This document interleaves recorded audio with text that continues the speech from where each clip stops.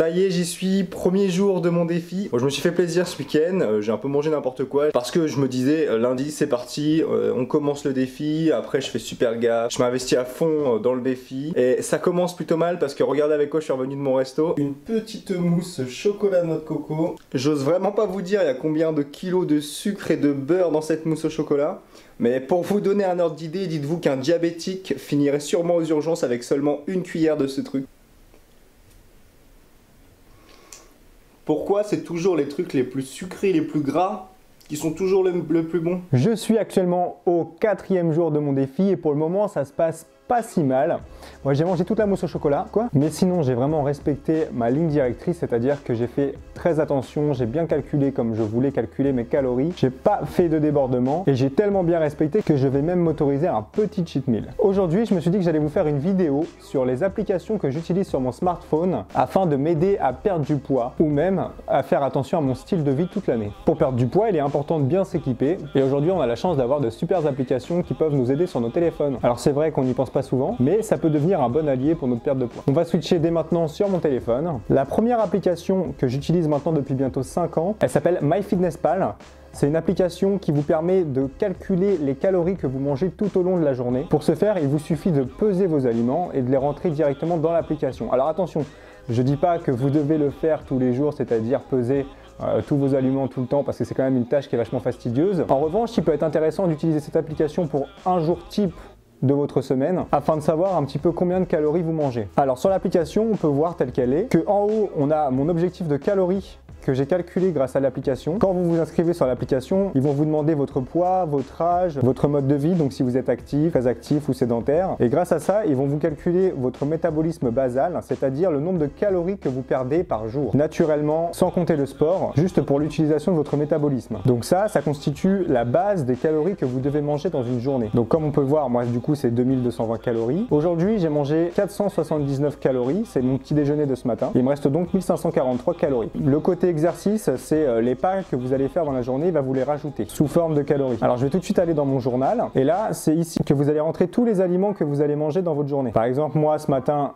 j'ai rentré mon petit déjeuner, j'ai mangé 3 œufs, 100 g de riz, j'ai mis un peu d'huile dans la poêle et j'ai mangé une clémentine, ce qui nous fait donc 479 calories. Et vous voyez qu'en dessous, il y a même marqué le nombre de grammes de glucides que vous avez mangé, de lipides et de protéines. Bon, je sais, ça peut vous paraître un peu fastidieux comme ça, mais l'objectif, c'est forcément pas de le faire tous les jours. Vous, votre objectif dans un premier temps, ce serait de pouvoir calculer vos calories juste sur une journée type, afin de savoir à la fin de votre journée combien de calories vous avez mangé par rapport à l'objectif qu'ils vous ont donné. Parce que un des principes fondamentaux de la perte de poids, c'est que vous devez manger moins de calories que ce que vous dépensez dans votre journée. Les autres avantages de cette application, c'est que vous pouvez rentrer votre poids à une date donnée avec une photo et faire un suivi de votre évolution. Et ça, c'est vraiment bien parce que ça peut vous permettre de vous motiver. Il y a aussi pas mal d'autres options qui sont disponibles. Vous pouvez rentrer par exemple l'eau que vous buvez toute la journée. Éventuellement, si vous pensez que vous buvez pas beaucoup d'eau, ça peut vous permettre de savoir un peu où vous en êtes. On peut aussi rentrer les exercices qu'on fait dans la journée. Par contre, moi, je trouve que cette option est pas terrible parce qu'elle n'est pas vraiment précise.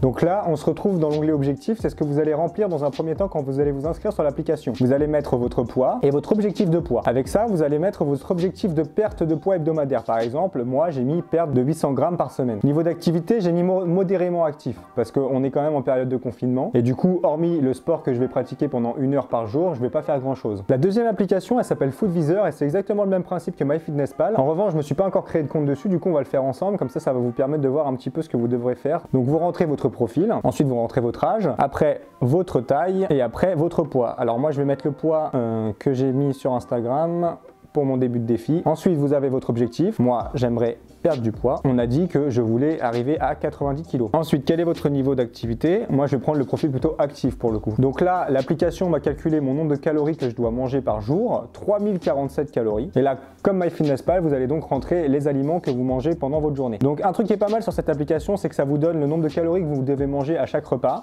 Par exemple, au petit déjeuner, on doit manger 914 calories, 914 au déjeuner et 914 au dîner. Alors après, il faut savoir que c'est quand même des informations de base, qu'elles sont pas vraiment adaptées à votre quotidien et à votre métabolisme. Par exemple, moi je sais que je vais manger plus le matin et le midi et que je vais beaucoup moins manger le soir. Sur cette application, vous retrouvez aussi des recettes et ça c'est vraiment pas mal par rapport à MyFitnessPal, déjà faites, que vous pouvez préparer chez vous. L'avantage de cette application, c'est que vous allez aussi retrouver plusieurs types de programmes. Par exemple, sur la page d'accueil, ils nous proposent le jeûne intermittent. Donc après, ils peuvent aussi nous proposer de prendre des régimes. Alors moi j'aime pas du tout le terme régime et pour le coup je pense que ça doit être une option payante. donc on n'en a pas besoin. D'ailleurs, le jeûne intermittent, c'est quelque chose que j'ai découvert il n'y a pas longtemps, pendant un mois, et c'était vraiment intéressant. Je pense que je vous ferai une vidéo plus détaillée sur ce sujet. Comme sur MyFitnessPal, vous retrouvez une page avec vos statistiques et votre évolution, qui va donc permettre de vous motiver. On va passer tout de suite à une troisième application qui peut vraiment être intéressante pour une perte de poids, c'est Yuka. Alors Yuka qui est une application quand même vachement connue maintenant, donc c'est fort probable que beaucoup de personnes l'aient déjà sur son téléphone. Donc Yuka, c'est une application qui va vous permettre de scanner les codes barres des aliments que vous voulez acheter, et en scannant ce code barre, Yuka va détecter l'aliment et va vous sortir une fiche résumée avec toutes les caractéristiques du produit que vous voulez acheter. Par exemple, on va regarder le dernier truc que j'ai scanné, donc c'était une salade de concombre. Dans un premier temps, Yuka va vous donner une note sur 100. Plus la note est proche de 100, forcément plus le produit va être bon. Donc là, pour ma salade de concombre, on a une note de 60 sur 100 qui est une note plutôt bonne. Donc il nous donne la fiche caractéristique de mon produit avec les qualités et les défauts. Et ça, c'est vraiment bien. Par exemple, pour le coup, on est sur des légumes, donc il détecte que c'est bien parce qu'il faut manger 5 fruits et légumes par jour. En revanche, dans les défauts, il détecte qu'il y a des additifs. Vous avez plusieurs choix d'additifs différents. Des additifs qui sont sans risque pour votre santé, des additifs avec des risques limités, modérés, ou des additifs avec des risques dangereux, qui apparaîtront en rouge. Là, pour le coup, on peut voir qu'on a 2 additifs à risque modéré. Honnêtement, ça m'étonne pas parce qu'on est quand même sur un produit industriel. Du coup, forcément, il y a toujours des additifs qui sont rajoutés, comme des conservateurs par exemple. D'ailleurs, on va cliquer sur la petite info et ils vont nous dire, voilà, on est en plein dedans. Les 2 additifs à risque modéré pour notre santé, du coup, c'est des conservateurs et un agent de texture. L'application nous dit aussi que l'aliment est un petit peu trop salé. Toujours pareil, qui dit aliment industriel dit beaucoup de sel pour rehausser le goût. Yuka, c'est vraiment une application qui peut vous aider quand vous allez faire vos courses par exemple. Si vous avez un doute sur un aliment, vous pouvez le scanner et voir la fiche détaillée du produit. Je vous invite d'ailleurs à scanner des aliments que vous mangez quotidiennement. Ça va vous permettre de vous donner une idée et éventuellement de vous alarmer sur un produit que vous mangez quotidiennement et qui est vraiment pas bon pour votre santé. Quatrième application que je vais vous conseiller, c'est Adidas Running, anciennement Runtastic. Pareil, une application hyper connue, donc c'est fort probable qu'il y ait beaucoup de monde qui l'ait déjà sur son smartphone. En revanche, c'est vraiment une application super intéressante pour faire du sport. Quand on arrive sur la page d'accueil, du coup, vous avez la page de lancement d'une activité. Vous allez pouvoir choisir le type d'activité que vous voulez pratiquer. Donc moi, en ce moment, je fais beaucoup de courses à pied, du coup, c'est directement mis sur la course à pied, mais vous avez quasiment toutes les activités possibles sur l'application. Vous avez des entraînements préétablis dans l'application, mais c'est pareil, ça va nécessiter d'avoir l'application professionnelle, donc payante. Ce qui est super intéressant avec cette activité, c'est que c'est une sorte de réseau social énorme du sport. Vous allez pouvoir vous encourager avec vos amis, il vous suffit de les ajouter sur l'application, de faire du sport en mettant l'application en marche, et vos amis vont voir en temps réel le sport que vous pratiquez. Ils peuvent d'ailleurs même vous motiver directement par le biais de l'application en vous mettant un commentaire. Ensuite, nous avons l'onglet Progrès. Dans l'onglet Progrès, vous allez voir toutes les activités que vous avez pratiquées récemment. Par exemple, hier, j'ai été courir 6 km, donc je vais cliquer sur mon run de 6 km. Et là, ce qui est super intéressant, c'est que ça va vous sortir une fiche détaillée de votre activité. Donc du coup, là, on peut voir que j'ai couru 6 km en 40 minutes et que j'ai perdu 602 calories pendant mon activité. On peut voir mon rythme moyen, ma vitesse et même le taux de déshydratation.